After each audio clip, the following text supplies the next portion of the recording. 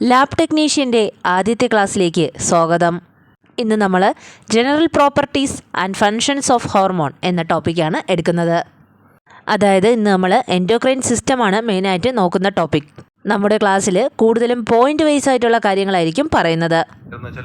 എന്തെന്ന് വെച്ച് കഴിഞ്ഞാൽ പെട്ടെന്ന് ഗ്രാസ്പ് ചെയ്യാൻ പറ്റുന്ന രീതിയിലായിരിക്കും ക്ലാസ്സുകൾ എടുക്കുന്നത്.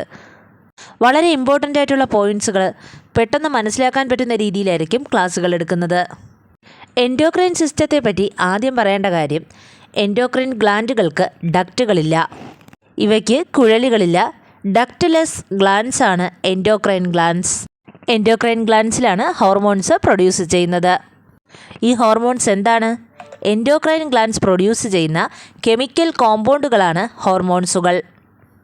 എൻഡോക്രൈൻ ഗ്ലാൻഡ്സിന് ഡക്റ്റ് ഇല്ലാത്തത് കൊണ്ട് തന്നെ ബ്ലഡിലോട്ട് നേരിട്ട് ഹോർമോൺസ് കലരുകയാണ് ചെയ്യുന്നത്. ഹോർമോൺസിൻ്റെ സയൻറ്റിഫിക് ഡെഫിനിഷൻ എന്ന് പറയുന്നത്, hormones R non nutrient chemicals which act as intercellular messenger and are produced in trace amounts. Hormones എന്ന് പറയുന്നത് നോൺ ന്യൂട്രിയൻ്റ് ആയിട്ടുള്ള കെമിക്കലുകളാണ്. ഇത് മറ്റ് സെല്ലുകളുമായിട്ട് സന്ദേശം കൈമാറുന്ന ഒരു മെസഞ്ചറായി വർക്ക് ചെയ്യുന്നു.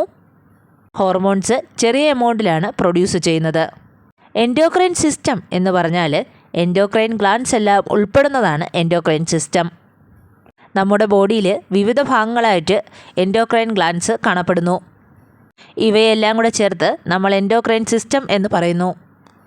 എന്തൊക്കെയാണ് എൻഡോക്രൈൻ സിസ്റ്റത്തിൽ വരുന്ന parts? Pituitary, pineal gland, thyroid, adrenal gland, pancreas, parathyroid, thymus and gonads. ഇവയൊക്കെയാണ് എൻഡോക്രൈൻ സിസ്റ്റത്തിൽ വരുന്ന ഗ്ലാൻഡ്സ്. പിറ്റ്യൂട്ടറി ഗ്ലാൻഡും പീനിയൽ ഗ്ലാൻഡും കാണപ്പെടുന്നത് തലച്ചോറിലാണ്. ഗൊണാഡ്സ് മെയിൽസിൽ ടെസ്റ്റിസും ഫീമെയിൽസിൽ ഓവറിയുമാണ്. ഇതുകൂടാതെ മറ്റ് അവയവങ്ങളായ gastro intestinal tract, liver, kidney, heart തുടങ്ങിയവയിലൊക്കെ ഈ എൻഡോക്രൈൻ സെല്ലുകളുണ്ട്. അവ ഗ്ലാൻഡുകളല്ല, ഹോർമോൺസ് പ്രൊഡ്യൂസ് ചെയ്യുന്ന സെല്ലുകളാണ്. അപ്പോൾ എന്തൊക്കെയുണ്ട് അഡീഷണലായി? Gastro intestinal tract, liver, kidney, heart തുടങ്ങിയവയെല്ലാം. നമ്മൾ ഹോർമോൺസിനെയും എൻഡോക്രൈൻ സിസ്റ്റത്തെ പറ്റി പറയുമ്പോൾ ഒഴിച്ചുകൂടാൻ പറ്റാത്തൊരു ഭാഗമാണ് ഹൈപ്പോതലാമസ്. ഹൈപ്പോതലാമസ് തലച്ചോറിൻ്റെ ഒരു ഭാഗമാണ്. ഡൈഎൻസഫലോൺ അല്ലെങ്കിൽ ഫോർ ബ്രെയിൻ, അതായത് ബ്രെയിൻ്റെ മുൻവശത്ത് കാണപ്പെടുന്ന ഭാഗമാണ് ഹൈപ്പോതലാമസ്. ഹൈപ്പോതലാമസിൻ്റെ ന്യൂക്ലിയൈ എന്ന് പറയുന്ന കുറച്ച് സെൽസ് ഉണ്ട്.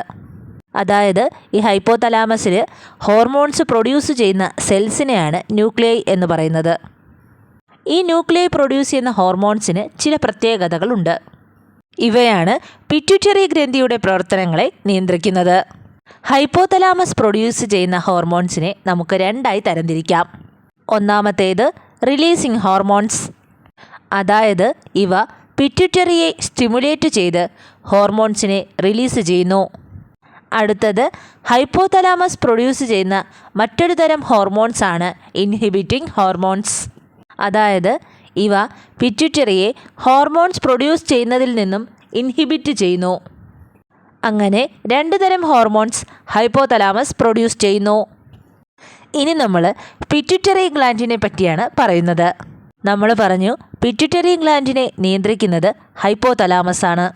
ഇനി പിറ്റ്യൂട്ടറി ഗ്ലാൻഡ് എവിടെയാണ് ലൊക്കേറ്റ് ചെയ്തിരിക്കുന്നത്? പിറ്റ്യൂട്ടറി ഗ്ലാൻഡ് ഒരു ബോണി ക്യാവിറ്റി, എല്ലുകൊണ്ട് നിർമ്മിതമായ ഒരു ക്യാവിറ്റിയിലാണ് ഇരിക്കുന്നത്. ആ ബോണി ക്യാവിറ്റിയെ നമ്മൾ സെല്ല ടൂഴ്സിക്ക എന്നാണ് പറയുന്നത്. ഈ ബോണി ക്യാവിറ്റി ഹൈപ്പോതലാമസുമായി അറ്റാച്ച് ചെയ്തിരിക്കുന്നു. ഇനി പറയുന്നത് ശ്രദ്ധിച്ച് കേൾക്കണം. നമ്മൾ പിറ്റ്യൂട്ടറി ഗ്ലാൻഡിനെ അനാറ്റമിക്കലി രണ്ടായി തിരിച്ചിരിക്കുന്നു. ഒന്ന് അഡിനോ ഹൈപ്പോഫൈസിസ്, രണ്ട് ന്യൂറോ ഹൈപ്പോഫൈസിസ്. അപ്പോൾ പിറ്റ്യൂട്ടറി ഗ്ലാൻഡിനെ അനാറ്റമിക്കലി രണ്ടായി തിരിക്കുന്നു: adeno hypophysis and neuro hypophysis. ഇനി അഡിനോ ഹൈപ്പോഫൈസിസിനെ നമ്മൾ രണ്ടായി തരംതിരിക്കുന്നു. ശ്രദ്ധിക്കണം, ഇപ്പോൾ അഡിനോ ഹൈപ്പോഫൈസിസിൻ്റെ കാര്യമാണ് പറയുന്നത്. അഡിനോ ഹൈപ്പോഫൈസിസിനെ രണ്ടായി തിരിക്കുന്നുണ്ട്. അതിലൊന്നാമത്തേത് പാർസ് ഡിസ്റ്റാലിസ്, രണ്ടാമത്തേത് പാർസ് ഇൻ്റർമീഡിയ.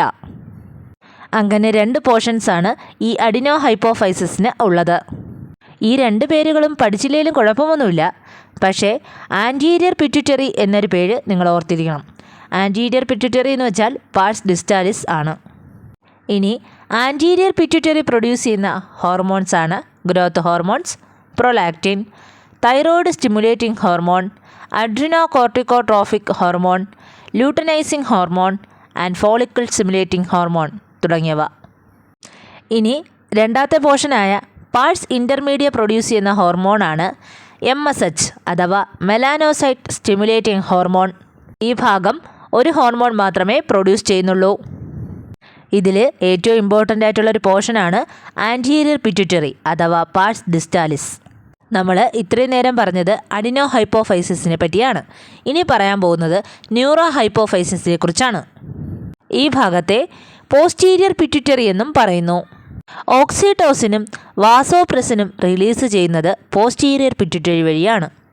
ഓക്സിറ്റോസിനും വാസോപ്രസിനും പ്രൊഡ്യൂസ് ചെയ്യുന്നത് ഹൈപ്പോതലാമസിലാണെങ്കിലും ഇവ ബ്ലഡിലേക്ക് റിലീസ് ചെയ്യപ്പെടുന്നത് പോസ്റ്റീരിയർ പിറ്റ്യൂട്ടറി വഴിയാണ്.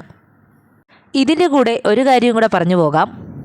നമ്മൾ നേരത്തെ പറഞ്ഞ ഗ്രോത്ത് ഹോർമോൺസ് അതിൻ്റെ അമിതമായ പ്രൊഡക്ഷൻ കാരണം ഉണ്ടാകുന്ന അവസ്ഥയാണ് ജൈജാൻറ്റിസം. ഇവയുടെ പ്രൊഡക്ഷൻ കുറയുന്നത് മൂലം ഉണ്ടാകുന്ന അവസ്ഥയാണ് ഡോർഫിസം. അതുപോലെ പ്രൊലാക്റ്റിൻ എന്ന് പറയുന്നത് മാമറി ഗ്ലാൻസിൻ്റെ വളർച്ചയ്ക്ക് സഹായിക്കുന്നു. അതുപോലെ മിൽക്ക് പ്രൊഡ്യൂസ് ചെയ്യാൻ സഹായിക്കുന്നു. എന്താണ് TSH? TSH എന്ന് വെച്ചാൽ തൈറോയ്ഡ് സ്റ്റിമുലേറ്റിംഗ് ഹോർമോൺ. ഇത് തൈറോയ്ഡ് ഗ്ലാൻഡിനെ സ്റ്റിമുലേറ്റ് ചെയ്യുന്നു. എന്താണ് ഓക്സിറ്റോസിൻ? ഓക്സിറ്റോസിൻ എന്ന് വെച്ചാൽ ഡെലിവറി സമയത്ത് യൂട്രസിൻ്റെ മസിലുകളെ കോൺട്രാക്ട് ചെയ്യുന്നു. അടുത്തത് പീനിയൽ ഗ്ലാൻഡ്. പീനിയൽ ഗ്ലാൻഡും ലൊക്കേറ്റ് ചെയ്തിരിക്കുന്നത് നമ്മുടെ ബ്രെയിനിൻ്റെ ഭാഗത്ത് തന്നെയാണ്, dorsal side of forebrain. Pineal gland secrete ചെയ്യുന്ന ഹോർമോണാണ് മെലാറ്റോണിൻ. നമ്മൾ കൃത്യസമയത്ത് ഉണരുകയും ഉറങ്ങുകയൊക്കെ ചെയ്യുമല്ലോ, ആ ഒരു താളം നിലനിർത്തുന്ന ഹോർമോണാണ് ഈ മെലാറ്റോണിൻ. ഹോർമോൺസിൻ്റെ പാർട്ട് 1 ക്ലാസ് ഇവിടെ അവസാനിക്കുന്നു. ഒരു ക്ലാസ്സിൽ തന്നെ ഒരുപാട് കാര്യങ്ങൾ പറഞ്ഞാൽ നിങ്ങൾക്ക് ബോറായിരിക്കും. നോട്ടിഫിക്കേഷൻ വന്നതല്ലേ ഉള്ളൂ. സമാധാനത്തിൽ പഠിക്കാൻ ഒരുപാട് സമയമുണ്ട്. അടുത്ത ക്ലാസ് ചൊവ്വാഴ്ചയാണ്. അതിനു മുമ്പ് ഈ ക്ലാസ് തറവായി പഠിക്കുക. Thank you.